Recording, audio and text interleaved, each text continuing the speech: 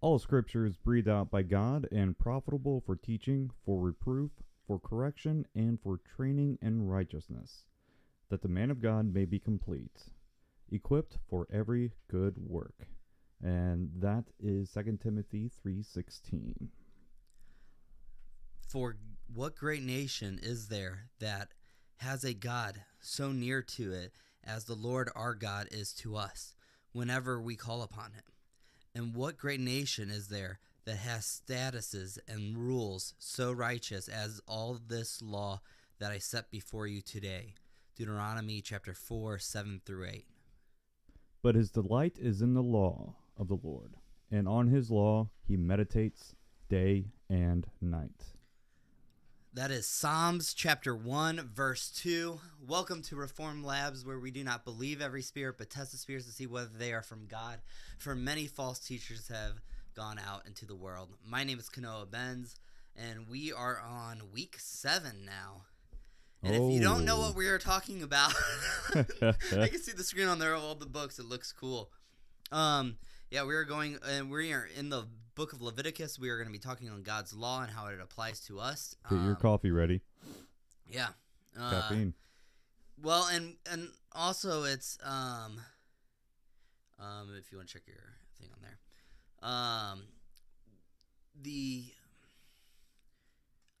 When I was going through this, I decided that because I was going to just try to do Leviticus in one setting, and just do 1 week and boom, get it done. But going through it, I'm like, man, there's a lot. And I did this last year when I kind of did this teaching. And I did it in kind of like a sped through, and I did, one week with it. But this time, I think I'm breaking it up to at least maybe 2, possibly 3. And that's because I want to make sure that we understand this, especially, and you guys are going to hear us talking about theonomy, which means God's law. And you're going to probably hear me and Adrian pushing for this, that we as Christians, especially in America, with upcoming election year and stuff like that, we are going to be pushing and saying, Christians, we need to start establishing people who are not going to enforce things that may look like Jesus, but that go with God's law. Okay, because remember, there's a difference between that separation of church and state is a Christian concept. God created that. And that means we don't want the government doing what the church should be doing. And the church should not be doing what the government is supposed to do. Now, the church is supposed to call the government into repentance if the government is not acting how it should by upholding justice and upholding God's law. And if we would have that concept of God's law and how it is to apply to us today, we wouldn't be running into issues like what happened in 2020. So that's why you're going to see us push this for at least this coming up, or hinting about it at least as the coming up election, because we want to make sure that Christians are understanding, hey, if we're going to try and push for God's law, we want to make sure Christians understand it, so that when we go to the government and call upon them to say, hey, you need to uphold God's law. Why do we want abortion banned? Because God says it's murder. Why do we want the law put in for etc.? Because God says so, and here's why. But then there's also going to be pushback about God's law, and if we don't understand how God's law applies, then we will be crushed by it, like we've seen in history. And we're going to be showing a video, not yet, but in a little bit on, about what happens when Christians don't understand God's law and how our enemy will use it against us. But yeah, so this is just our our Bible study. We're in Leviticus, and it was a book that I kind of memorized a little bit early on, not like perfectly memorized, but I had an idea of where certain stuff was. And the main reason why I ended up knowing it so well, like in the start of being a Christian, was because I had people quoting stuff from Leviticus to me all the time. They're like, oh, you have tattoos? Well, don't you know that Leviticus 19:28 says this about tattoos? Don't you know that this? And to the point where I was like, because I'm sitting there with tattoos and stuff like that, and I'm like, I don't know. So I started looking into it and then understanding it and then having to deal with a lot of legalistic people about it. So that's how I just came about to like knowing Leviticus early on. But Leviticus wasn't just a book that I and other Christians had to deal with over because of tattoos. But it became a controversial book in our nation, especially some years ago. You okay? Yeah, I'm good. I'm just fidgeting over here. I know you look like you're freaking out, like doing some kind of Alex Jones kind of stuff. They're The frogs. yeah. You know, I was talking about Leviticus and stuff. And you're like, they're not following Leviticus. They're turning the people gay. Kind of what happened in. Well, yeah, okay. All right. All right. But then we had Christians also, so it became a controversial topic for Christians in America, in our nation.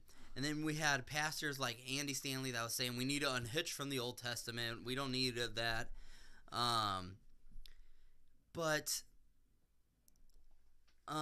we don't. And because of that, we had Christians, you know, trying to deal with Leviticus when they were being challenged by the LGBTQ movement and other stuff like that. And the Christians just didn't know what to do, so they ended up fearing it. They hated it. It's confusing. So they're like, should we just unhitch from it? Maybe. Or they just try to dodge it. But what we're hoping that you guys will get out of this, and remember, we're just kind of an intro to all of this. Like, we don't claim to be experts. We don't claim, like, what we're hoping to do is that you pick up on this and you want to know more, and then you go and dive into that. You start reading the books on this stuff. And hopefully we just kind of give you a little bit of a push to that. And hopefully you will, by the end, say like, or we all will say like this, what the Psalms, what David said, what Adrian was reading in Psalms chapter 2, verse 1, is that he loves the law of God. And that we, Lord willing, all be able to say that. And because he didn't even have the law in its full context in the new covenant. But we do. And so we should definitely be saying, as he said, I delight in the law of the Lord. So hopefully we're going to see how we can use that and apply, and how this applies for our nation. And so Christians are not sitting there not knowing how to apply the law, but they are confidently that way. If you're at an abortion clinic and you're preaching, somebody wants to challenge you on the law, I say, let's talk. Yeah. Before we get into this, let me, of course, introduce who we have here. And you guys know him, the man in the chair, the man with the beard of John Calvin, the captain, Adrian Cookson. Adrian, how are you doing, buddy? I'm doing better than I deserve. Praise God. Praise God. Amen. Yeah. How are you feeling about the book of Leviticus? Hold on. Hey! He's catching on. Now we can have a little back and forth and naked see what's going on. I don't have to beat him after the show and slap him around. You see that bruise right there? Yeah. He's like, please help. So we need another person just to run the camera. Adrian's tired of the beatings. Yeah. Well, in regard to Leviticus, it is a grind. It can be. And I got to take that out because I'm hearing myself twice because I'm listening to the to stream. See how it does. Yeah, to see how it sounds. We appreciate the work you do. Yeah. And for those of you who don't. Yeah. Too bad. You know, you can just go Leviticus yourself or something. Okay, but yeah, and that's understandable too of what you're talking about. I mean, when you're like slaughter the bull, sprinkle the blood on the altar, right? For I am the Lord. Slaughter this, cut this. And you start to think like, okay, what's the actual purpose? Yeah, like, you're sitting here like, okay, so I understand slaughtering and all this for the animals, you know, the blood. I understand that was for then. How does that apply for today? Like, it can get kind of overwhelming. Or wearing shirts with different color fabrics, right? And stuff. Crops with you know, more than 2 crops in the same field. Yeah. Or more than one. How does this all apply to? Or don't boil a baby goat in its mother's milk. Okay, well, I don't own a goat, so Yeah, or do I even need that law? or we were kind of going over it a little bit earlier. The parapets, the railing at the top of a person's house. Nowadays, people don't hang out on the roof. Back then, they did. I mean, sometimes I do. But back then, they hung out on their roof. That was their hangout spot. That was their gathering spot. Right. And it wasn't a law to have a railing, but it was just a wise thing to do. And that's how we can get into the general equity. That's how we can get into utilizing those laws and Adrian's applying already them ready today. to teach this. He's just like, let's do this. Yeah, let's jump in. All right, but before we do you also, Adrian, go ahead and if you want to give a shout out to our supporters. Yes. So let's do that because we appreciate you guys so much that we want to give a shout out. So we got Reformation Day. We got, sadly, nobody's partying in the Reformation party. Oh. And then thank you so much to our cage stager, our only cage stager, Mimi. Thank you very much. And the one who's in the indulgences category, no, you're not going to lessen your time in purgatory, Carol. Because there is no purgatory. Amen, but we like to call it that because it's funny. It is. If you guys read the descriptions on patreon.com/Reformed Labs. That Adrian puts on there. Yes. Works really hard for that. You'll have some good laughs. But thank you to Mimi and Carol. We appreciate you guys. Yes. And everybody who supports. Yes. But for those who... and even your prayers. Those are awesome, too. Seriously. And what you guys donated to also help us with getting the mics and stuff like that. We truly appreciate it. But now let's jump into this. Mm-hmm. Now, keep in mind, some Christians are not only the ones that memorize this a lot because they've been attacked by it, by legalistic stuff, and I'm not saying that I'm one of those weird people. I have trust issues when I go, "Oh, what's your favorite book of the Bible?" to somebody, and they go, "Oh, I just love Leviticus." I'm like, "Okay, you're a liar." Right. I'm like, okay, I have trust issues with this person. And if that is you, then please comment and explain why. So I can sit there and go, liar. No. But is that how you type on the keyboard? Yeah, this like is a T-Rex? this is how I imagine that I do it. But okay, but not only they memorize it, but the LGBTQ community have come to memorize this book as well, and they have a reason to do so because they have intentions of just destroying us in our arguments so that they can get their agenda pushed through. And the only thing that they have that's standing in their way is the church in America. For America, just talking in our area, our nation. The church is the only one that's pretty much standing in their way because we have grounds to do so. And we have a standard. Yeah, rightfully so, we should stand in their way. Right. Yes, and Christians, we need to. And not just stand in their way, but actually direct their path. Yeah, and they memorize this stuff to the point where Christians did not feel comfortable debating it, that we just start going with it. We don't feel that we have to push for laws in our country because we change hearts, not laws, right? Jesus is king, though. Wrong, yeah. Jesus is king. Hearts will be changed. That's how the laws get changed. And what is a kingly? It's by the hearts. What is a kingly title? If that's anything but political, right there. Right. And as I always say, Christians, get political because you already are, because you say Jesus is king. And so you have some cases where the Christians get uncomfortable, they don't want to, or like I said before, they have Andy saying where they just drop the book out completely and say it has no purpose anymore. And then to the point where we have become so uncomfortable with the Old Testament and the Old Testament laws that we feel better about handing out these Bibles that are just only the New Testament, and some cases, like this one, where they threw in the Psalms and Proverbs. Yeah. Because those don't make us comfortable. They have really good, nice quotes in it. Because they make it on coffee mugs and girls' tattoos. And guys, here's the thing, okay? And this is what concerns me, okay? Is this is not a complete Bible.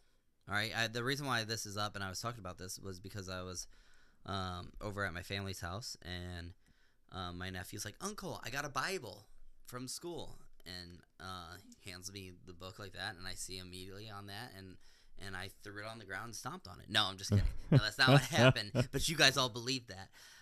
No, and I was just looking at that, and I was like, oh, this is not a Bible. This is part of the Bible. Mm-hmm.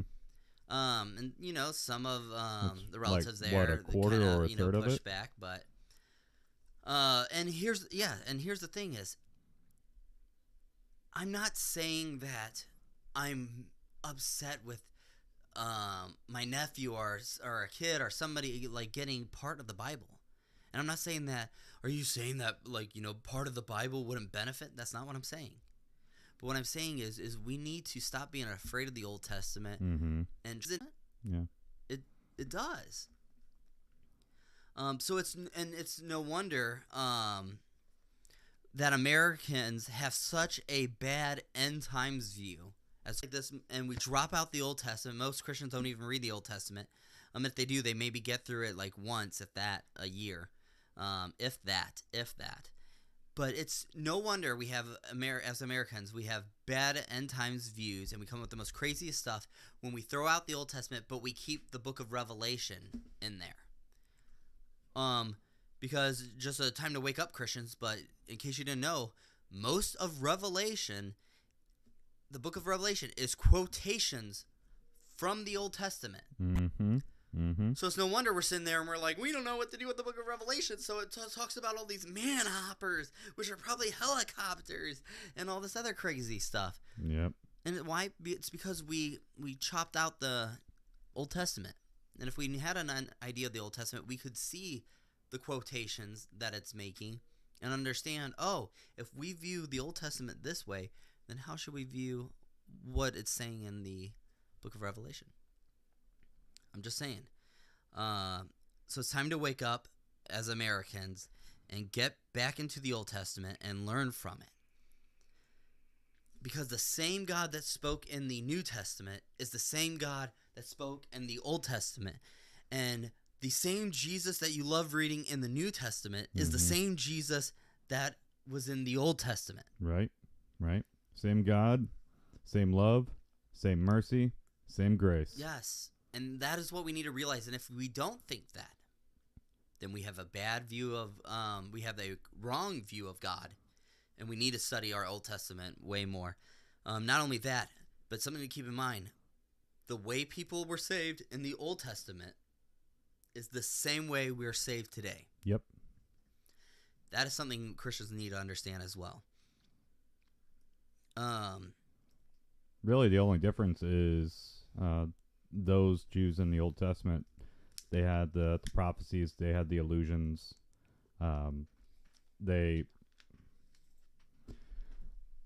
were just mainly looking forward to something, whereas we, knowing what the New Testament has written, what the Old Testament has been written, we look back. Yes. So that's really the only difference. They look to the forward of coming of Christ, and we look back at the salvation is done the same way. Yes. The only difference is a forward or a back. And I can get into this briefly, but some people may argue that, well, what about Jews that they don't know? Like for example, just for whatever reason, modern day, someone just some sort of Jewish tribe just lives in a cave, hypothetically speaking, and the only thing that they have is that of the Old Testament. They have all the illusions. They're still looking forward, but they didn't know that he had already come. Still, salvation is for them because they have their eye on the same person. Yeah, the same God. I'd definitely say talk about an unrealistic scenario. Yeah, it is a totally unrealistic, but if you want to put it into something that's a little bit more understandable, what about those that were during the days of Christ? And that's what I'm going to say. And here's something that we have to understand is it says, it literally explains, especially in Hebrews, that the sacrifices that they were doing, the shedding of the blood and goats, could not remove sin. No, it wasn't sufficient. No. So if it could not, then they weren't saved by those sacrifices. No. So it's not too hard of a thing to get. And so we need to understand this, and that's why we're pushing for this. And I know I'm kind of doing like a long intro thing, before really getting into it. But that's because and that's because I want to draw this out, and I want to just push because I want us to learn from the past and not repeat the same mistakes that we've done. And what happened to Americanized Christianity by doing our whole no creed but Christ, no confession but Christ. We don't need all these doctrines. We just need Christ. We don't need this. We just keep it real simple. Which and are creeds and confessions. Yeah, and all those things are creeds and confessions. Me and Adrian talked about this before, and you're probably going to hear about us talk about it always. Is that those are all self-defeaters because you are making a creed by saying that. I don't you need a are creed. making a I have confession. Christ. Well, do you Right. believe that? So we need to learn of the history of what happened. That's why we have that stuff, is so that we don't repeat and make the same mistakes. So let's learn from our past, because like I said, Americanized Christianity with all that stuff removed. Well, surprise, surprise, when they had trying to avoid the Old Testament didn't work out for them. For the LGBT community in California, back, I think it was 2008, there was something called Proposition 8 that came up that had to do with gay marriage. Well, the